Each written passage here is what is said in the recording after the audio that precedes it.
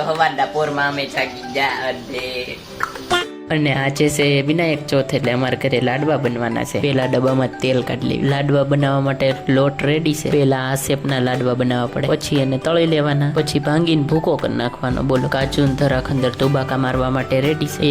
એ કાચું ક્યાં ઉડી ગયું? આવું કાચું ધરાક ને ભૂકામ ભેળવી દેવી। ગોળની પાય આવી ગઈ છે, તો લાડવાની શું દેર, તો એને બનાવવા માંડવી ને લાડવા તો બની ગયા। હવે ગણપતિ દાદાને જમાડી લેવી। ફાઇનલી ગણપતિ દાદાને લાડવા જમાડી દીધા છે। હવે અમે પણ જમી લેવી। દાળ ભાત લાડવો રોટલી શાક ખાઈ લીધું મસ્ત ને હવે જવું છે મારે નાવા। સૈયા ને દેખા એસે મેં પાની પાની હો ગઈ નહીં હો ગયા। બંને તરવૈયાઓ આગળ વધતા હવે આ બધા નાઈ રહ્યા।